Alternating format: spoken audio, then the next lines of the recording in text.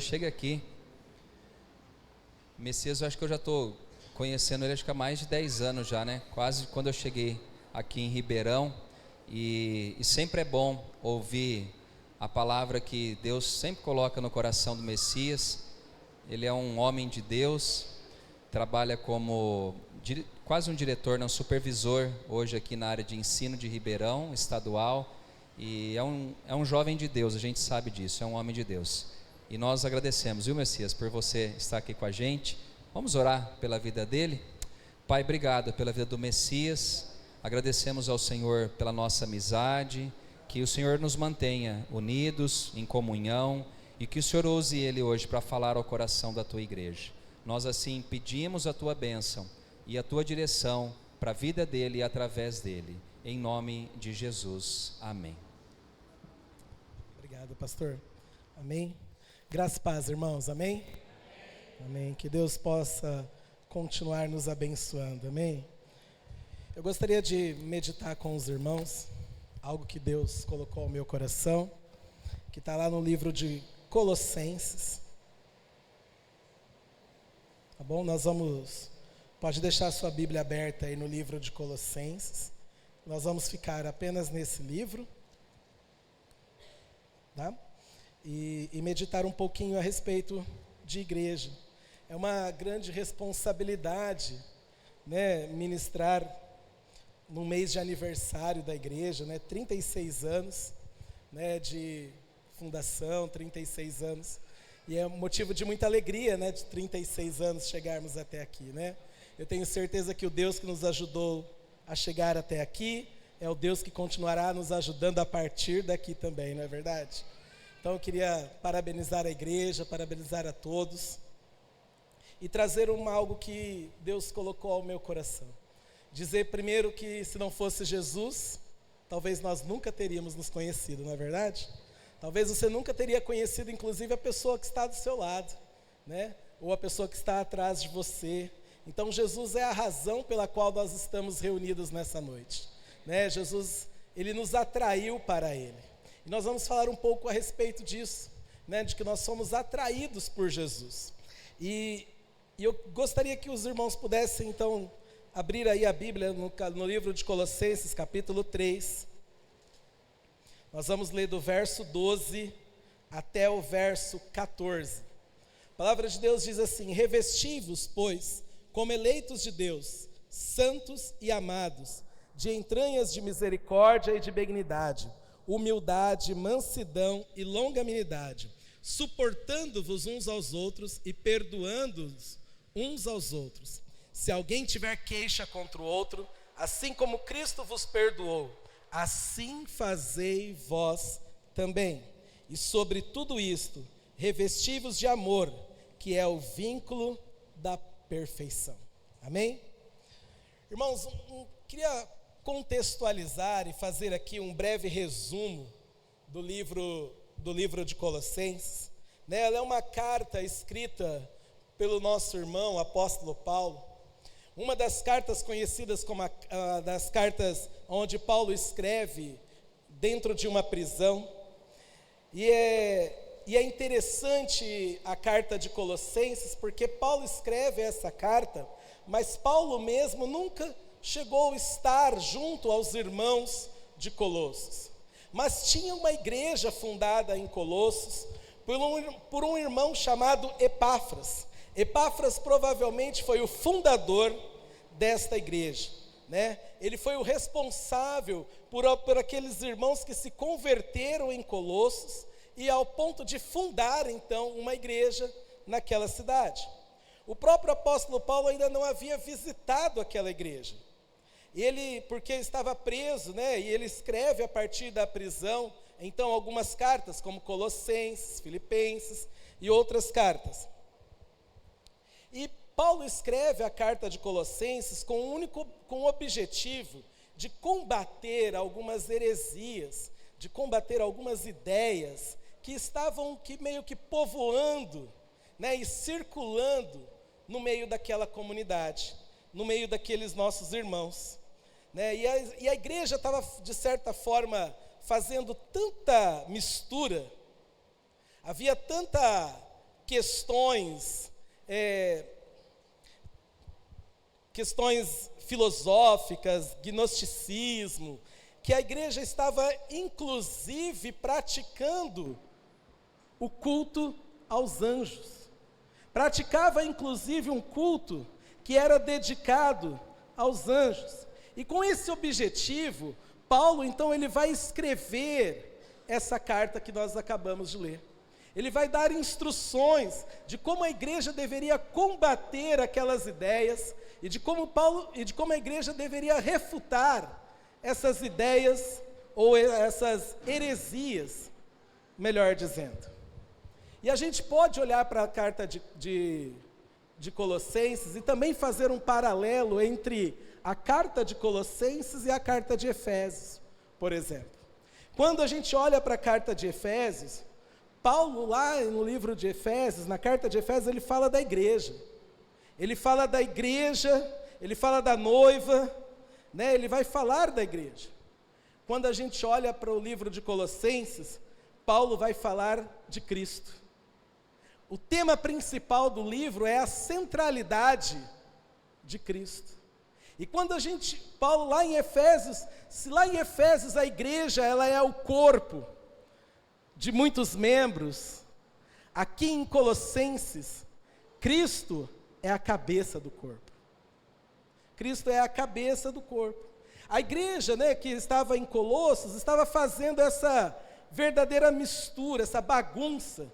Eles estavam até cultuando os anjos, fazendo uma salada mista aí de heresias, de sincretismo religioso. E tudo isso estava gerando um sério problema dentro da igreja, que era um problema de relacionamento. Tudo isso estava gerando um sério problema dentro da igreja. E é sobre relacionamento, é sobre igreja, que eu gostaria de ministrar nessa noite. De dizer para vocês, irmãos, que a igreja é o relacionamento. Nenhum de nós aqui é igreja sozinho. A gente habituou a dizer que nós somos igreja, mas a verdade é que nenhum de nós é igreja sozinho. Nenhum de nós pode dizer eu sou igreja, porque nós somos igreja na medida em que nós estamos juntos e que nós estamos nos relacionando. Nós somos parte da igreja, amém? Sabe, a própria definição da palavra igreja, que quer dizer assembleia, já define para nós que nós não podemos sair por aí dizendo, eu sou igreja, porque você não é uma assembleia, né? Você sozinho, você não é uma assembleia. A própria definição indica que a igreja é uma assembleia, e nós não somos, em si mesmo, sozinhos, uma comunidade, mas nós somos parte desta comunidade. Nós somos parte de uma igreja. Nós somos parte do povo de Deus. Amém? Nós somos parte.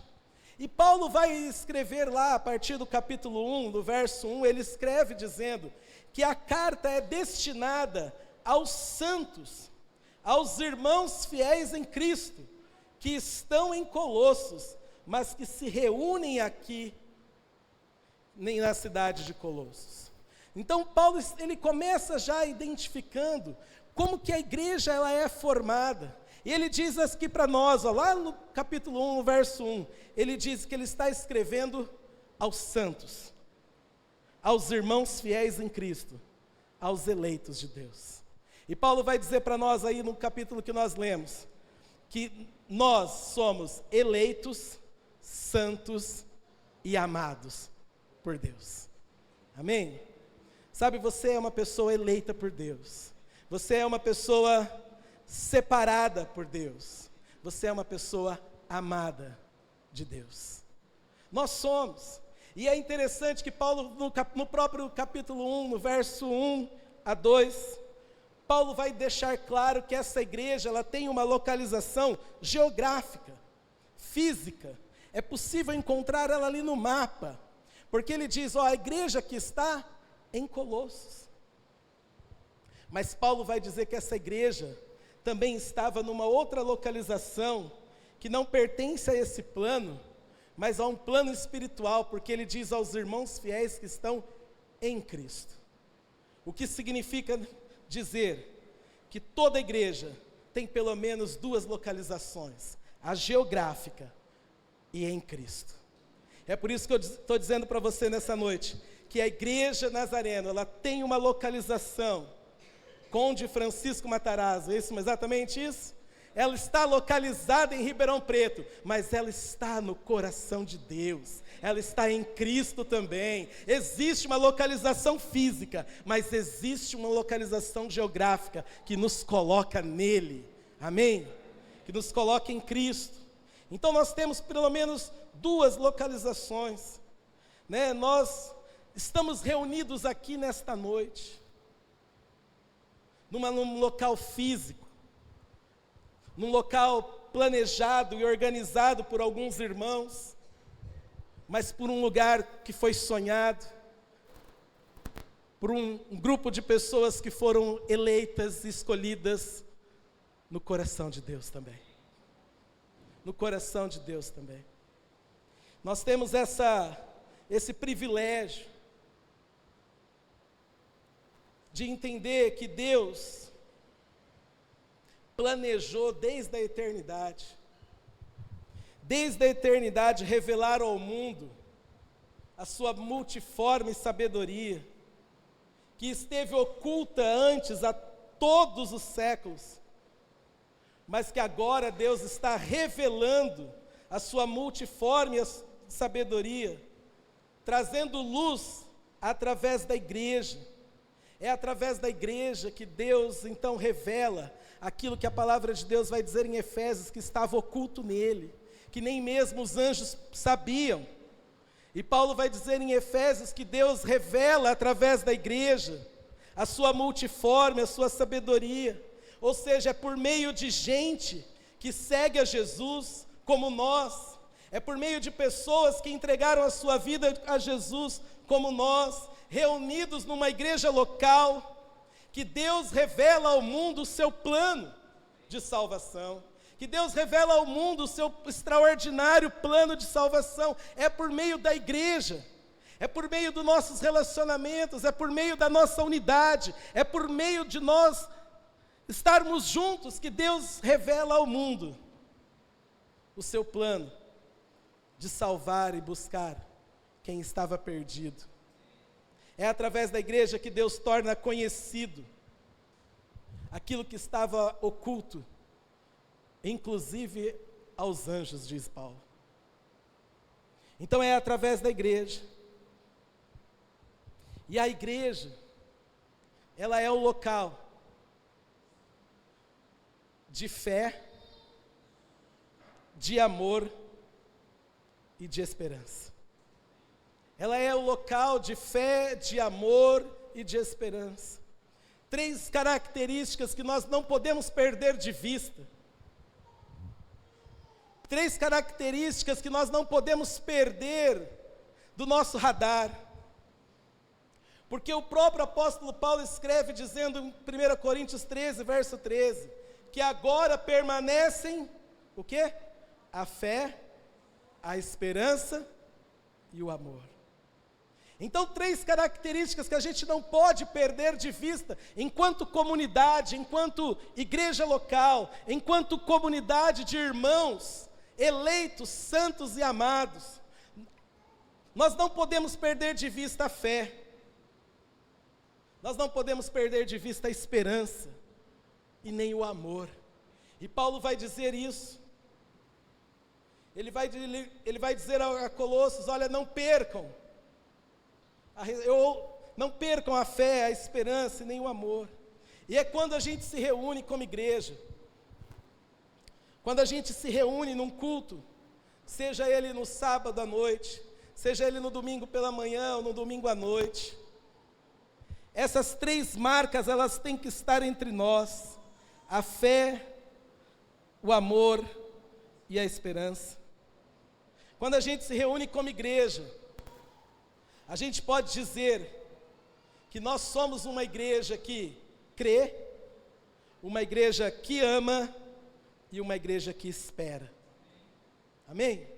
Está dando para entender, irmãos? Sabe, nós cremos. A nossa fé, nós temos fé em Cristo Jesus, o Filho de Deus, que foi enviado ao mundo, que viveu, que morreu, mas que ressuscitou para nos salvar. E nos atraiu para Ele. É por isso que João capítulo 12, verso 32 diz assim, olha, mas Jesus dizendo, quando eu for levantado da terra, atrairei todas as pessoas para mim. Sabe o que isso significa? Significa que Jesus estava dizendo assim, olha, quando vocês virem o Filho do Homem ser levantado na cruz, eu atrairei todas as pessoas a mim. E nós só estamos aqui reunidos nessa noite, porque fomos atraídos por Jesus. Fomos atraídos por Ele.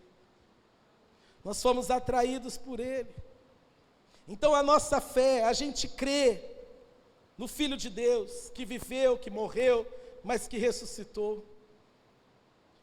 Sabe, a fé fala de uma obra que está completa, que foi realizada de uma vez por todas, através de Jesus Cristo. Mas o amor fala da igreja, que deve seguir amando. O amor fala de uma igreja que deve seguir amando, que deve amar o próximo, sem fazer diferença. Que deve amar o próximo como ama a si mesmo. O amor fala que a gente deve seguir amando o próximo sem fazer diferença, como nós amamos a nós mesmos.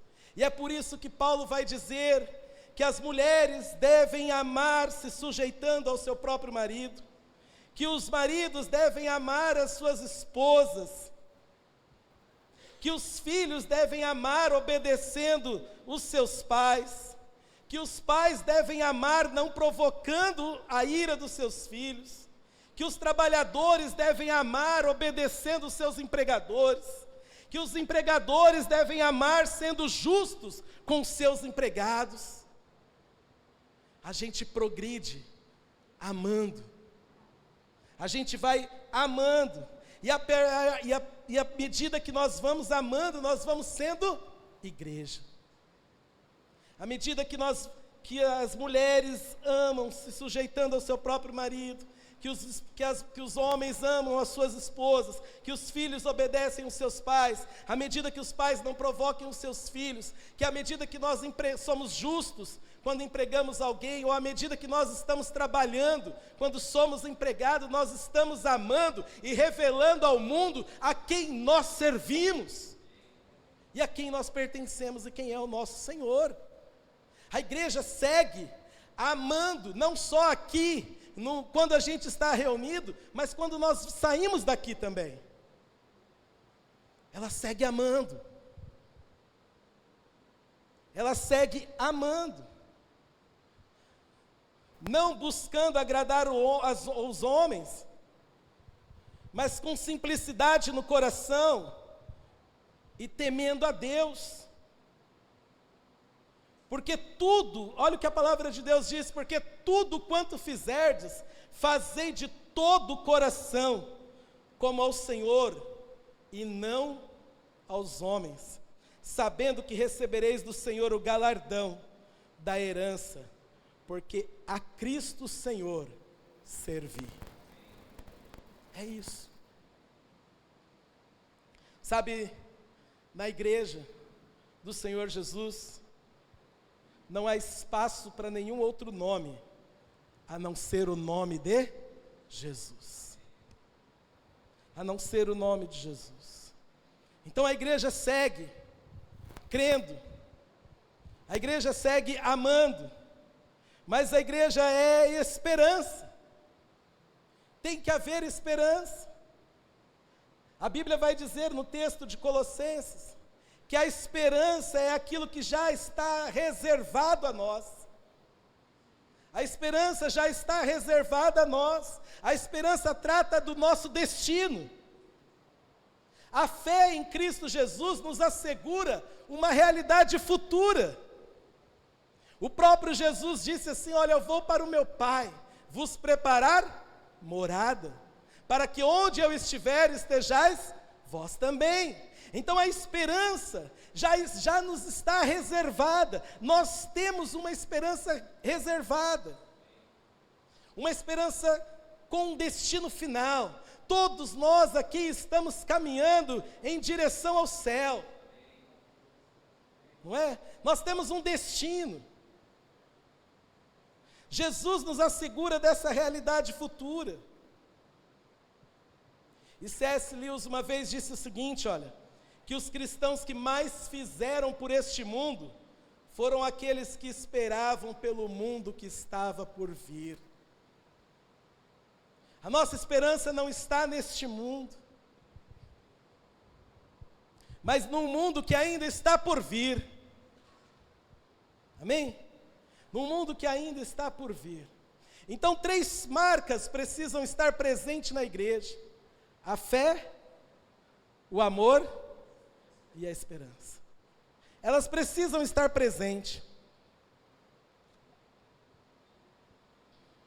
E nessa noite eu separei um exemplo da natureza que vai indicar para nós um pouco a respeito do que Paulo vai dizer do que é ser igreja no livro de Colossenses.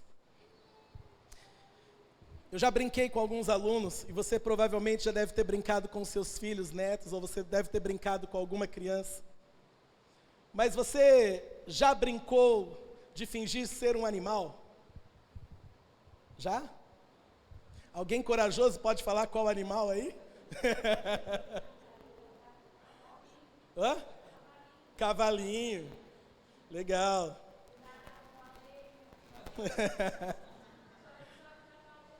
Não é?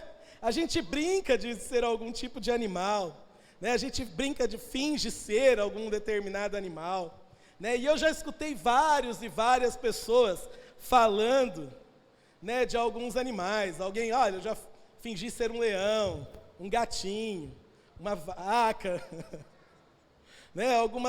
Alguns animais assim. Mas eu nunca escutei alguém dizer, olha, eu fingi ser um ganso. Já escutou alguém falar que eu fingi ser um ganso? Eu também nunca escutei, gente. Eu nunca escutei eu fingir ser um ganso. Mas você já viu como os gansos voam? Alguém já viu? O que os gansos podem nos ensinar? Este animal, gente, que deve ter um cérebro bem pequeno, ele tem um instinto muito inteligente.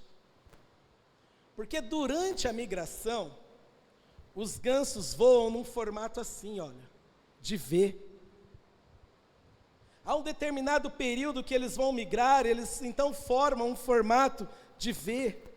Porque eles descobriram que nesse formato, à medida que todos eles batem asas juntos, eles ganham mais força e encontram menos resistência ao ar. Eles descobriram que, de certa forma, se eles baterem as asas juntos, eles vão ganhar uma força que vai impulsionar eles, de modo que eles podem ir mais rápidos juntos do que se eles estivessem sozinhos.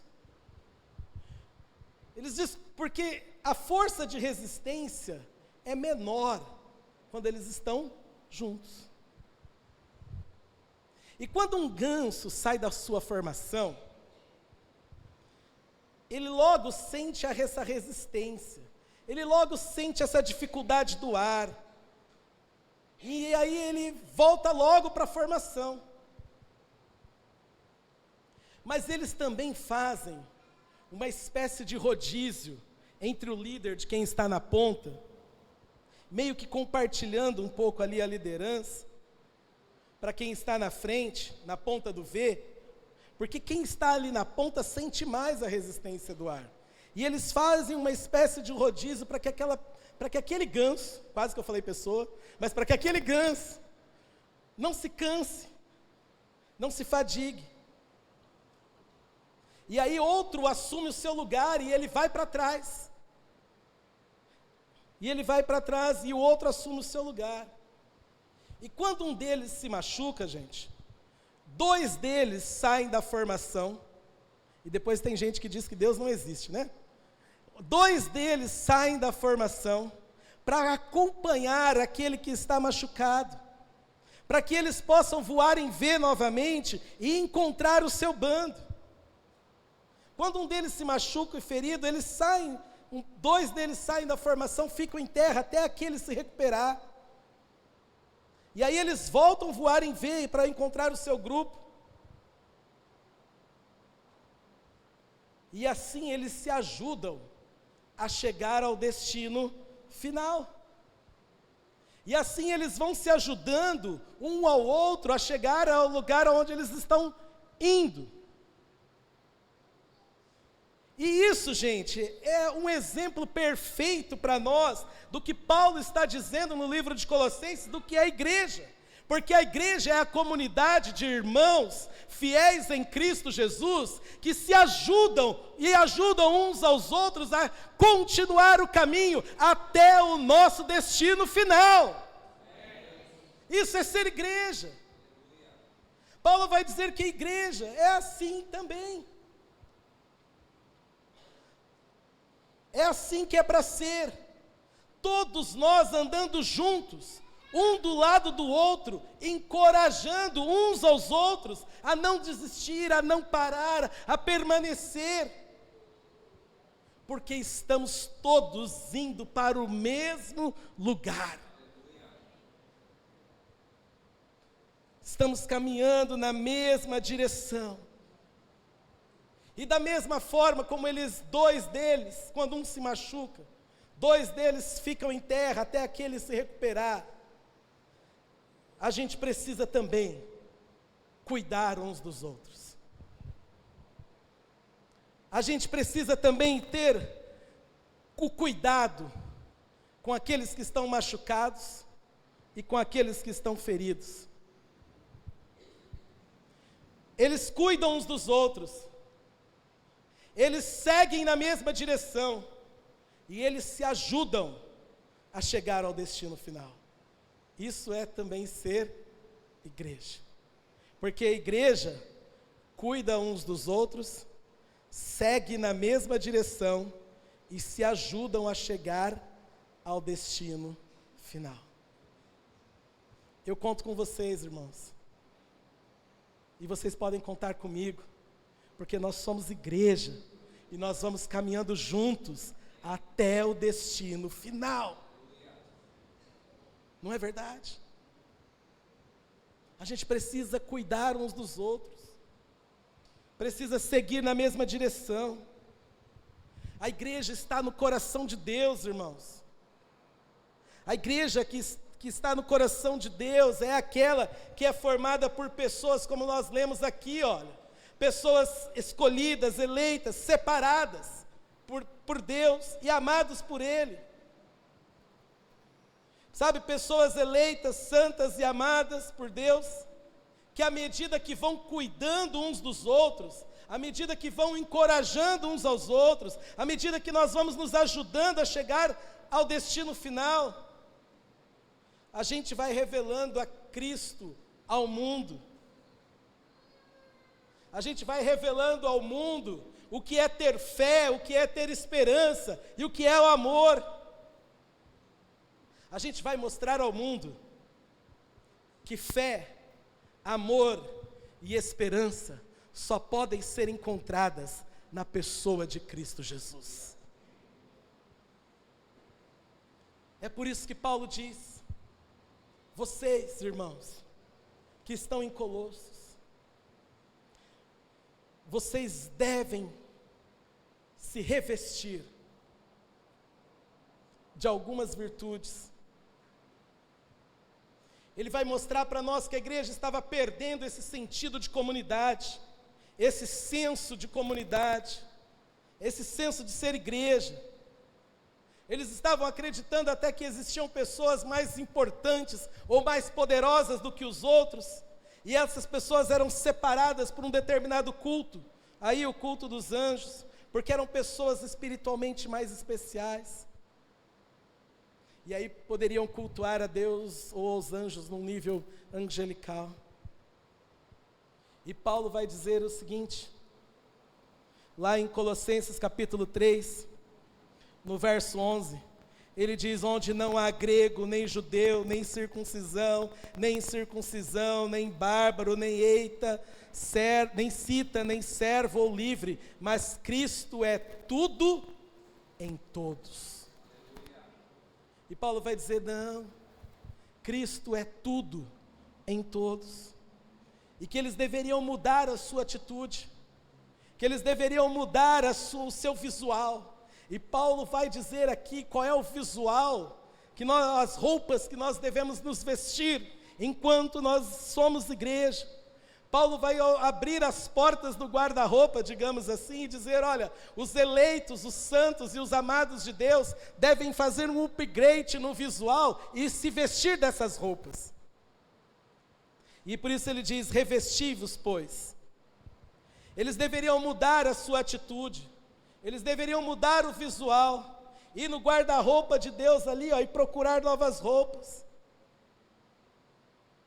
É como se Paulo estivesse dizendo que eles precisavam agir objetivamente, agir numa direção específica, uma vez que eles eram separados e amados por Deus. E Paulo vai dizer para nós: revesti-vos, pois. A primeira roupa que ele cita aí para nós é misericórdia, ou em outras versões, compaixão. Irmãos, nós, enquanto amados, eleitos, como igreja, como membros do corpo uns dos outros, do qual nós somos, nós precisamos vestir a roupa da compaixão.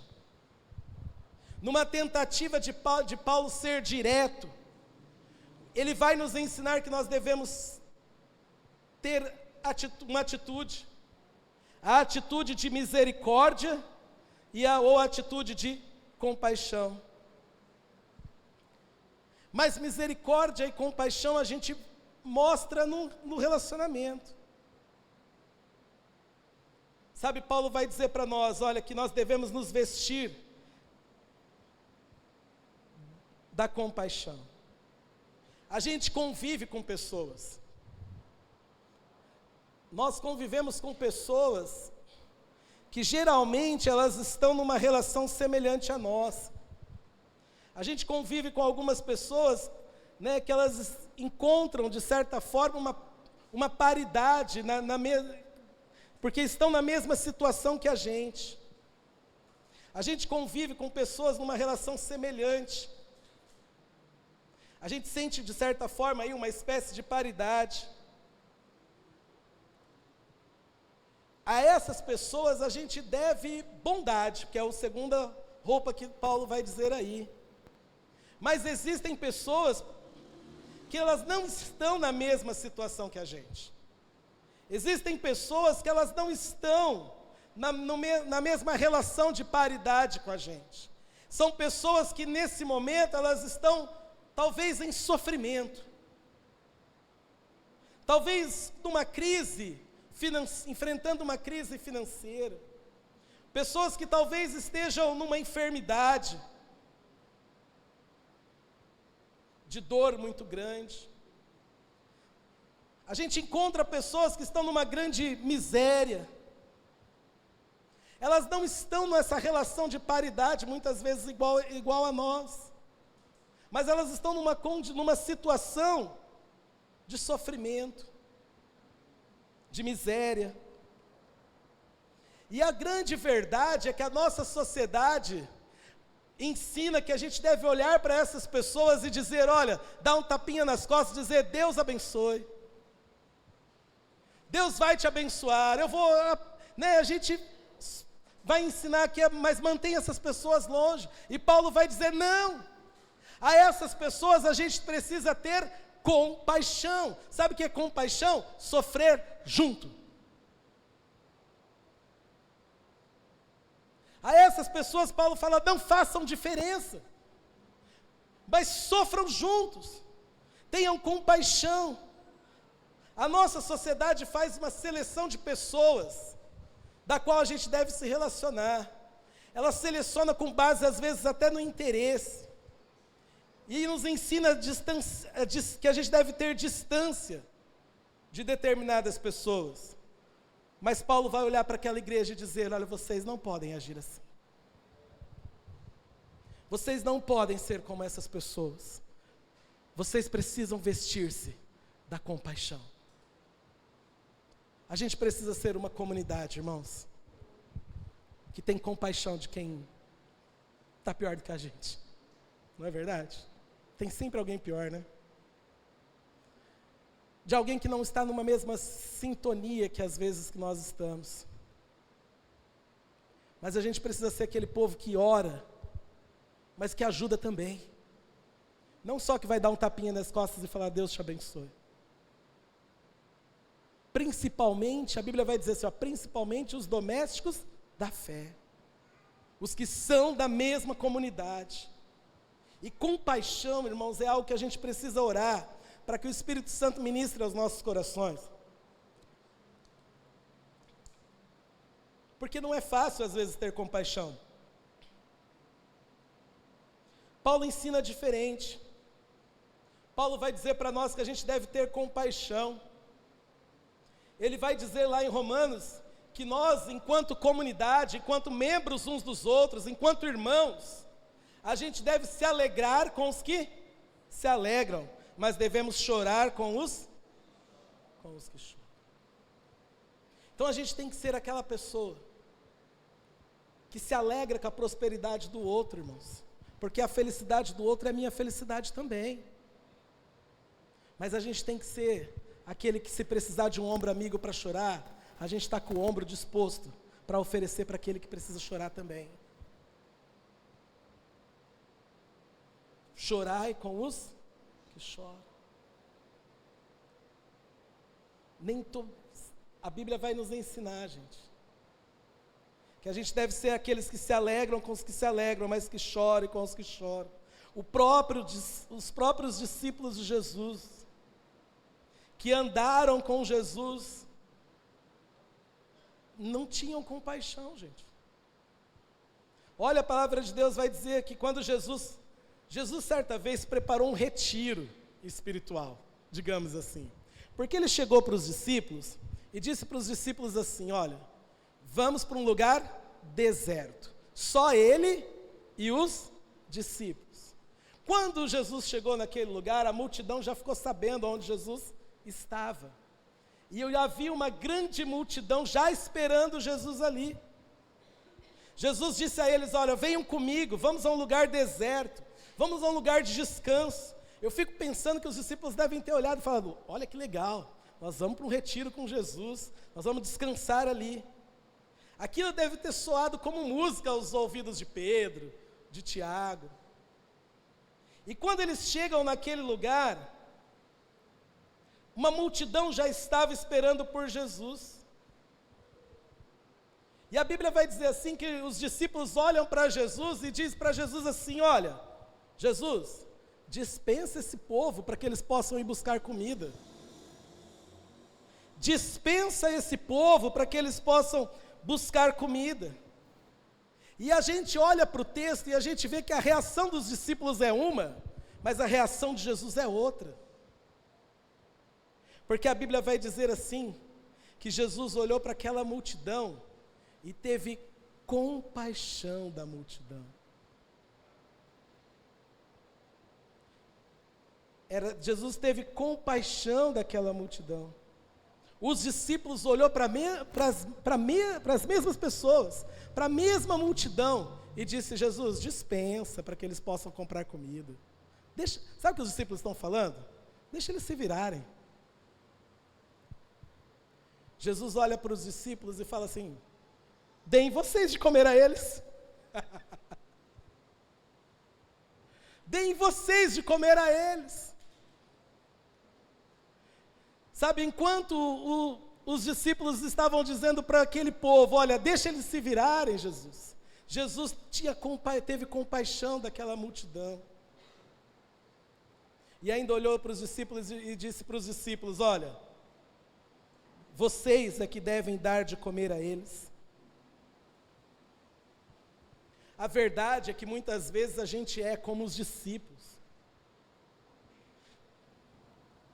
Tudo que a gente quer, às vezes, é dispensar as pessoas que sofrem, que estão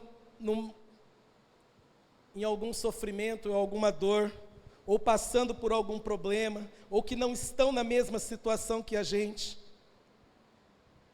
Porque talvez elas não tenham nada a nos oferecer, mas Jesus está esperando que a gente dê a elas o que elas precisam. A gente precisa fazer mais do que Deus abençoe.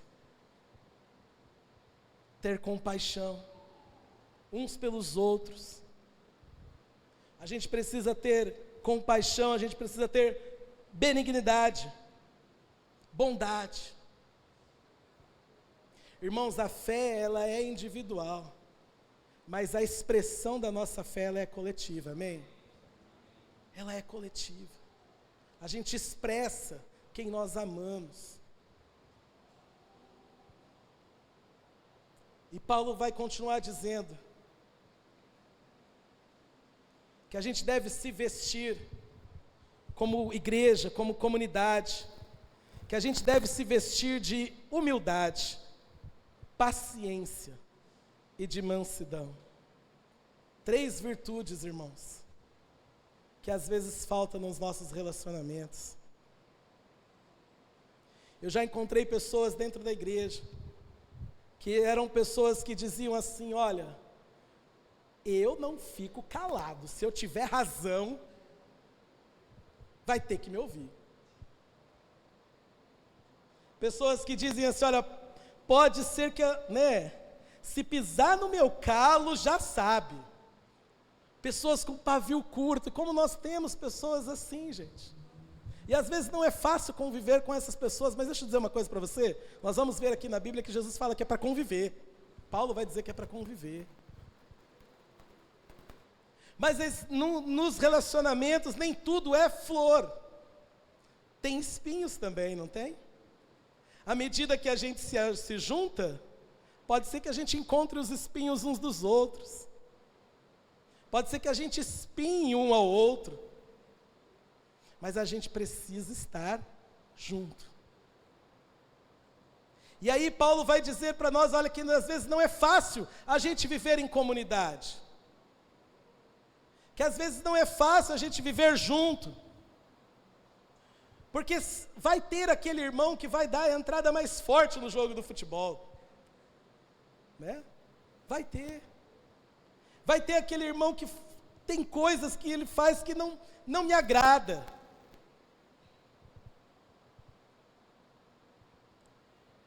E aí, muita gente toma muitas atitudes. Mas Paulo vai dizer que nesses momentos, ou melhor, Paulo vai dizer que todos nós devemos nos revestir primeiro de humildade. Sabe o que Paulo está dizendo? Humildade é a capacidade de ficar quieto, mesmo quando a gente acha que tem razão. Sabe, é não querer ter uma atitude prepotente de partir para cima da outra pessoa, de achar que você é superior ao outro. Sabe, é entender que nem sempre na igreja vai ser feita a sua vontade, irmão. Nem sempre. A gente precisa estar vestido da humildade para entender, para ter a capacidade de reconhecer, às vezes, os nossos próprios erros. Ter humildade para não se achar a última bolacha do pacote, ou a última Coca-Cola do deserto. Né? A Bíblia vai nos ensinar que a gente deve se revestir da humildade. Mas a Bíblia também vai dizer que a gente deve ter paciência. E tem gente que ora dizendo: Deus, dê paciência, porque se me der força, né? Dê-me paciência. Paulo vai nos ensinar que a gente deve para que os nossos relacionamentos possam dar certo, para que a gente possa viver junto, em comunidade, como santos, eleitos e amados em Deus que nós somos, a gente precisa ter paciência um com os outros. Tem gente que não tem paciência com o erro de alguém, gente. Nós precisamos revestir a nossa vida de paciência, ou seja, ter uma sintonia do nosso coração com o coração de Deus. Afinal, Deus também tem paciência com a gente.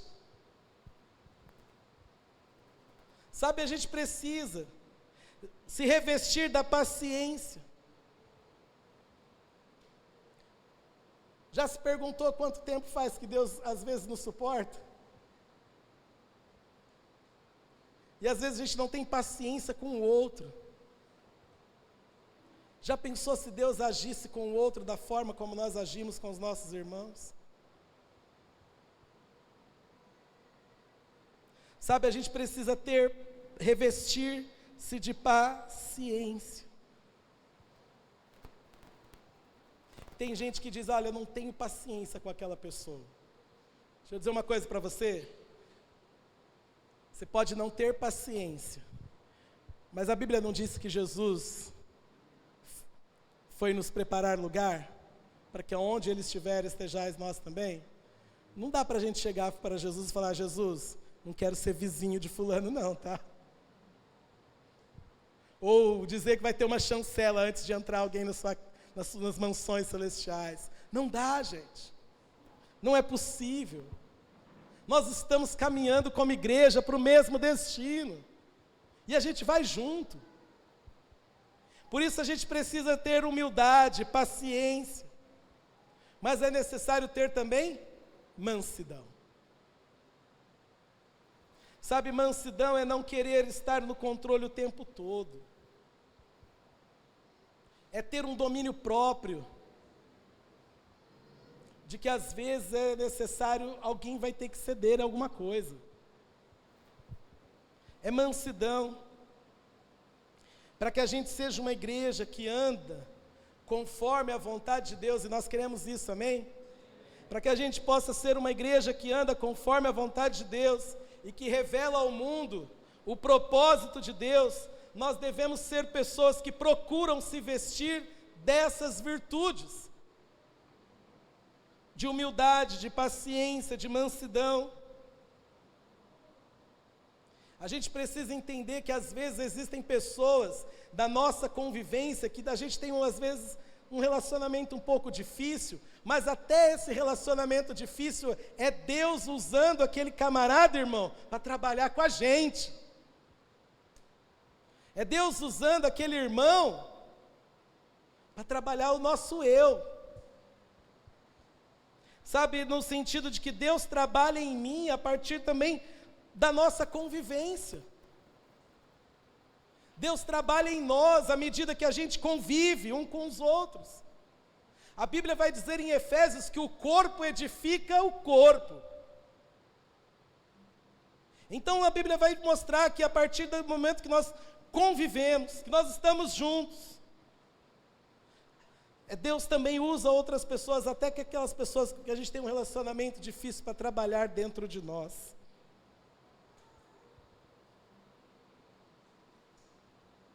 E isso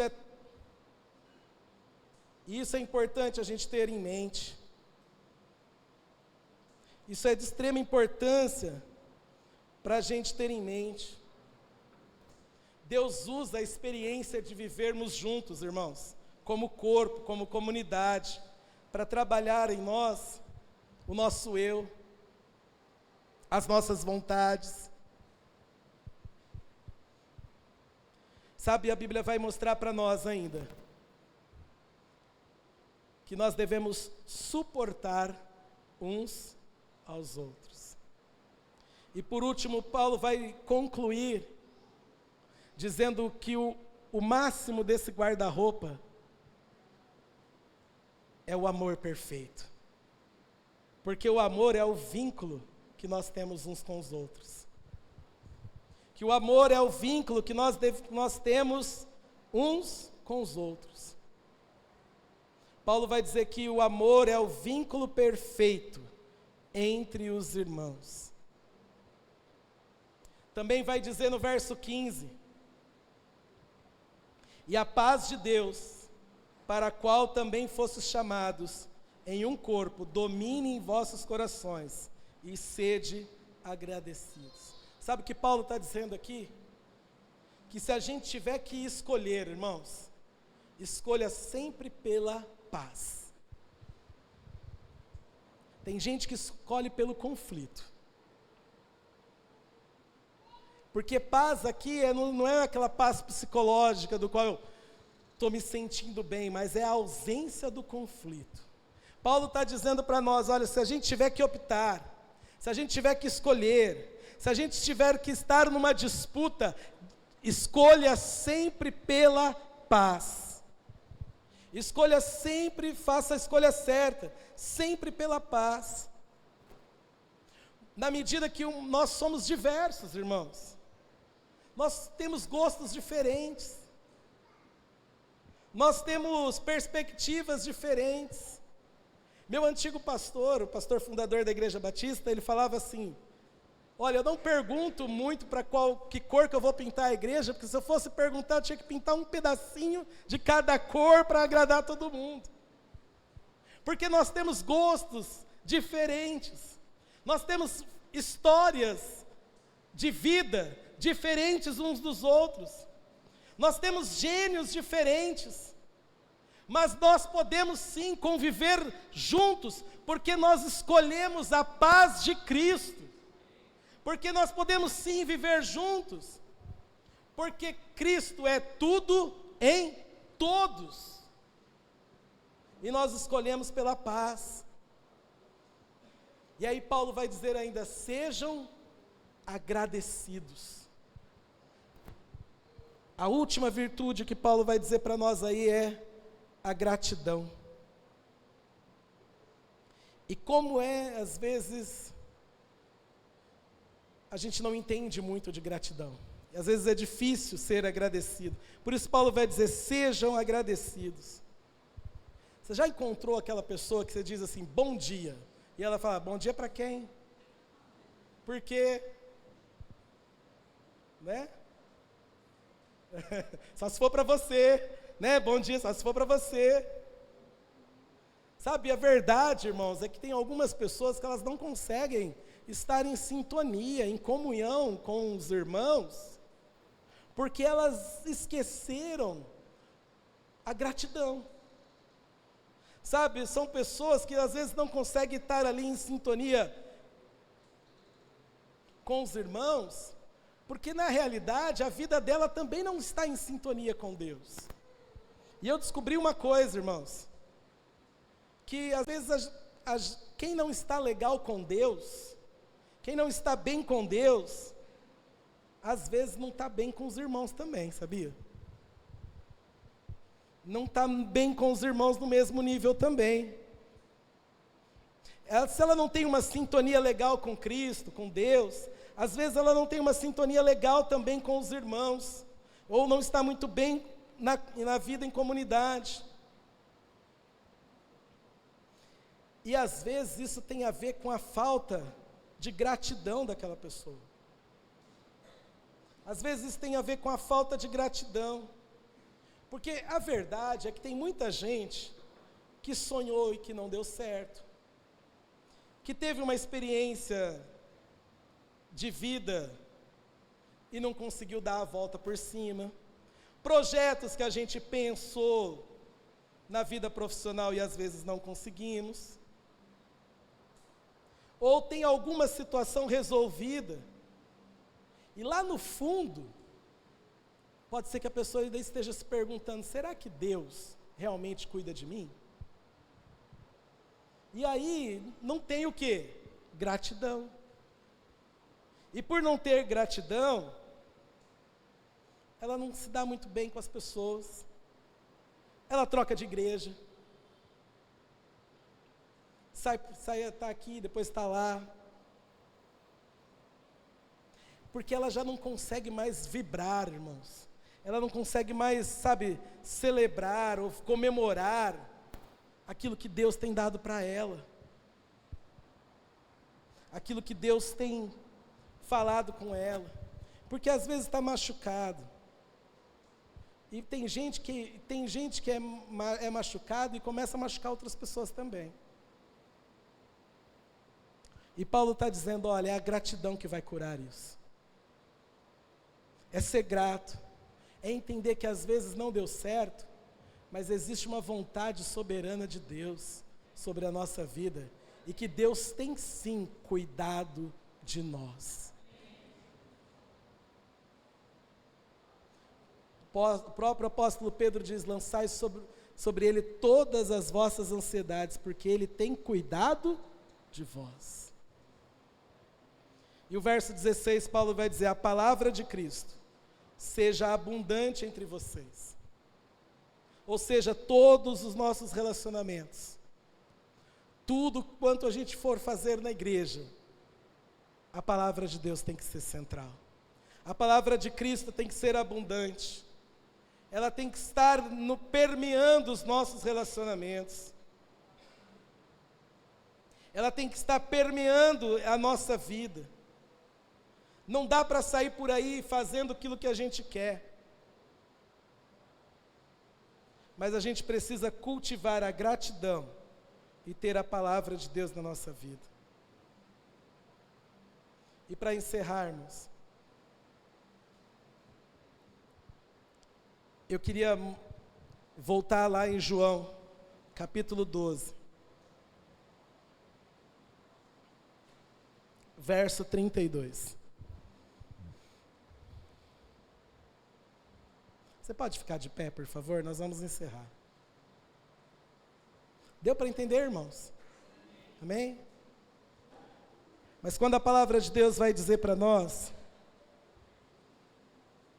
a respeito de Jesus, Jesus vai dizer assim, olha, eu fui atraído, eu atrairei todas as pessoas a mim.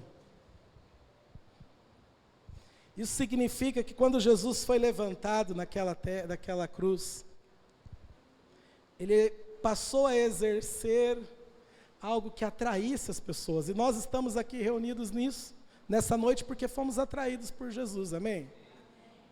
É mais ou menos, eu vejo a igreja como uma espécie de imã. Eu tenho um imã aqui na minha mão, olha.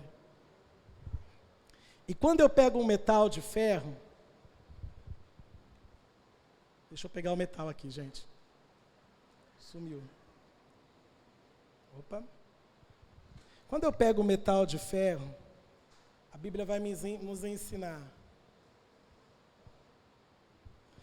Esse imã, ele exerce uma força. A força atrai o ferro, não atrai? Ele exerce uma força. Mas se eu for acrescentando outros,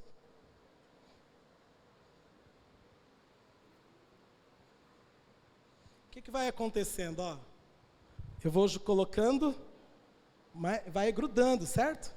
O outro ali. Até que eu tenho todos eles atraídos uns pelos outros. Sabe o que a Bíblia vai nos ensinar, irmãos? Que igreja é isso, ó. Nós somos atraídos uns pelos outros, porque somos puxados pela mesma fonte de poder, que é Cristo Jesus, o nosso Senhor.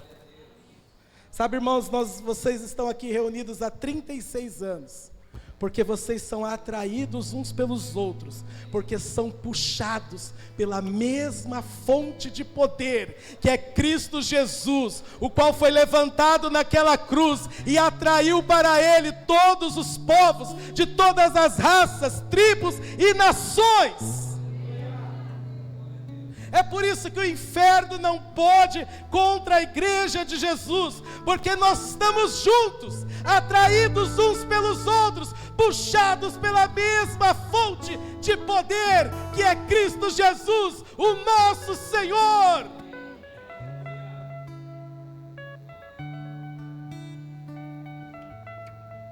Atraídos uns pelos outros.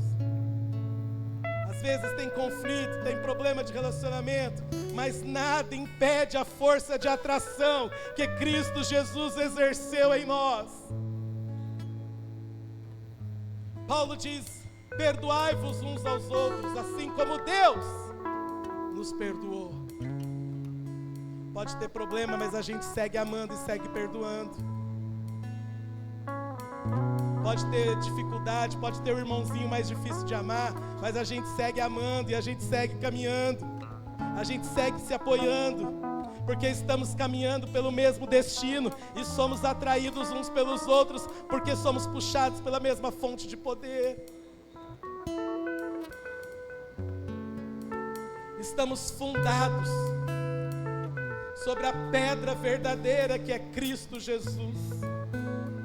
E Paulo ainda escreve dizendo: olha, que ninguém ponha outro fundamento a não ser Cristo, o fundamento que é Cristo. Isso é ser igreja, irmãos. É ter humildade, é ter gratidão, é revestir-se da paciência, da mansidão, é viver em comunidade, mas saber que o irmão que está do seu lado foi atraído por Jesus e que você precisa ser atraído por Ele também, porque somos puxados pela mesma fonte de poder.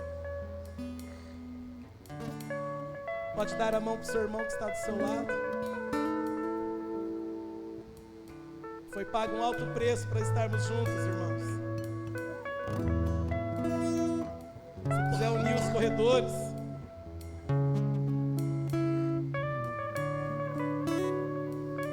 é assim que Deus quer que a gente caminhe junto. Porque aqui não há grego, não há judeu, não há ricos, não há pobres, não há batista, não há nazareno, mas Cristo é tudo em todos. É com Ele que a gente caminha para o céu, gente. É com o irmão que está do seu lado, atrás de você, que nós vamos juntos para as regiões celestiais, onde encontrar com Cristo. E enquanto a gente está nessa jornada, a gente segue atraídos uns pelos outros. Senhor Jesus, aqui está uma parte da tua igreja, Deus. Aqui está a igreja local, Deus, a igreja Nazareno, que há mais de 2000 anos atrás, quando o Senhor foi levantado naquela cruz, o Senhor então atraiu as nossas vidas, ó Pai. Deus, o Senhor já sabia quem seriam os irmãos que estariam congregando nessa reunião, ó Pai. Ó Deus, esta igreja tem duas localizações, uma localização física, mas uma localização espiritual em Cristo Jesus também, Senhor. E Deus, e a minha oração nessa noite de aniversário, nessa celebridade, nesse momento que a gente se alegra uns com os outros, ó Pai, é que a gente possa seguir juntos, ó Deus, caminhando uns com os outros, ó Pai. Ó Deus, como diz a Tua palavra, que quando a gente se reunir, ó Deus, que haja salmos, que haja hinos, que haja louvores, que haja manifestação dos dons, mas que o corpo edifique o corpo, ó Deus. Senhor, que os espaços que estão entre nós, ó Pai, de mãos dadas, ó Deus, seja preenchido pelo sangue de Cristo Jesus que nos une, ó Pai. Senhor, as nossas mãos estão juntas, ó Pai, porque nós estamos unidos pelo vínculo perfeito, que é o amor de Cristo, Pai. Deus, a gente segue juntos, ó Pai, até os dias em que o Senhor vier nos buscar, porque somos atraídos uns pelos outros, porque Cristo exerce uma força soberana sobre as nossas vidas, ó Pai. Tu és o Cristo, Filho do Deus vivo, e é sobre esse fundamento que nós estamos edificados, ó Pai. É sobre esse fundamento que nós podemos dizer que somos igreja. igreja, Deus, juntos.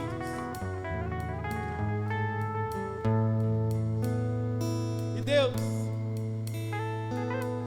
que a gente possa entender que houve um preço muito especial pago naquela cruz por cada pessoa que aqui está. Que ao contrário da nossa sociedade, o Senhor não faz diferença de pessoas, Deus. E Deus, eu oro, Senhor, para que a nossa unidade, para que haja unidade, para que haja mais unidade, para que a gente possa ter relacionamentos verdadeiros, ó Pai. Para que a igreja siga mais 36 anos, se for da Tua vontade, Pai.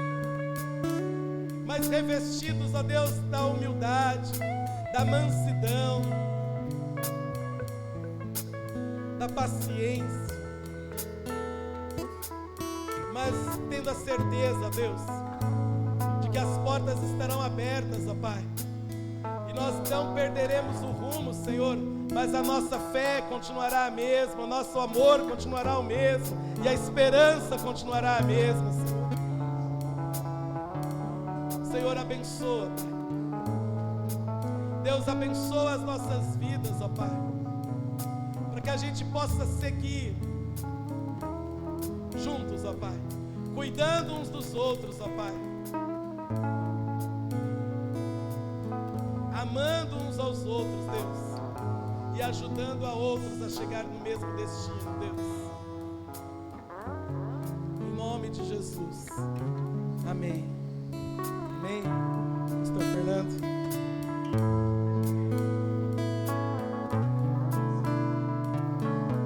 Amém. Vamos cantar uma canção?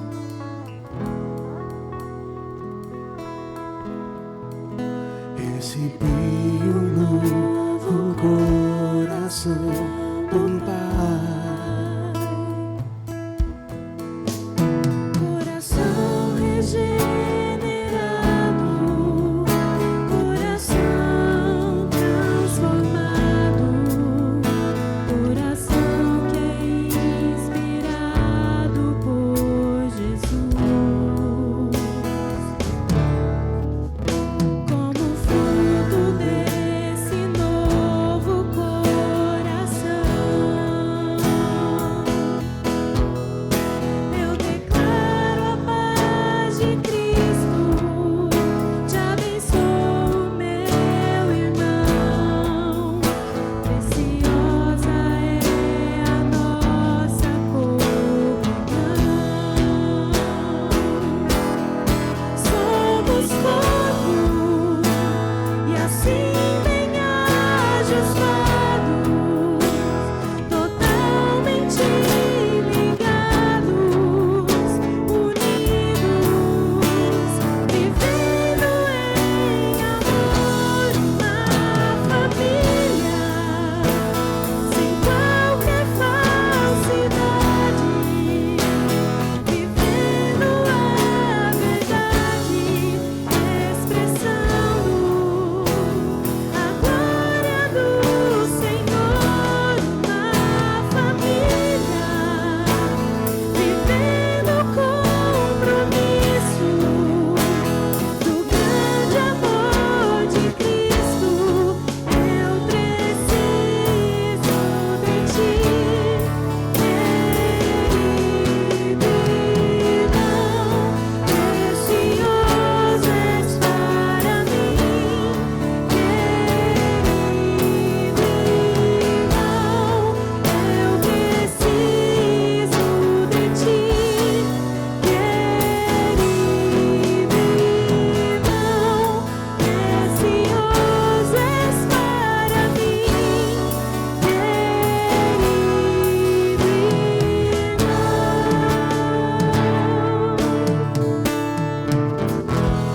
Aleluia, glória a Deus. Lembre que o exemplo que ele deu do imã aqui, que ficou muito forte, tudo que você falou, Messias. Mas o imã representa muito aquilo que nós precisamos entender e vivenciar aqui no nosso meio. Nós somos atraídos por um só Deus, que é o nosso Senhor Jesus Cristo. Que nós possamos andar unidos, como Como o Messias bem disse aqui, nós somos diferentes. Eu tenho gosto diferente dos seus. Nós temos ideias diferentes, pensamos diferentes, mas nós fazemos parte de um só corpo. Nós temos um só Deus, um só Senhor. E nós moraremos um só céu. Eu não acredito, Messias, que vai ter separações, né? Ou a sua gleba, a sua mansão, sua casa, porque se tivesse, certamente, né, a gente ia fazer divisões lá no céu. Então Deus falou, não vai ter isso, vai ser uma coisa só. Então a pessoa que está ao seu lado, atrás, na frente, é essa que vai morar com você por toda a eternidade no céu. Sabe a parte boa, irmãos? Que lá nós não teremos pecado. Lá nós vamos ser incorruptíveis, não teremos mais corrupção. Lá não vai ter mais discórdia, não vai ter mais, eu não gostei disso, não, lá só vai ter bênção, graças a Deus por isso. Mas aqui nós estamos nesse processo, nesse estágio, até chegar ao céu que o Senhor tem preparado para nós. Então suporte o seu irmão, ame a ele, viva com ele, tenha bondade, misericórdia, tenha longanimidade e tantas outras coisas, amém? Obrigado, viu, Messias, por essa ótima palavra aos nossos corações.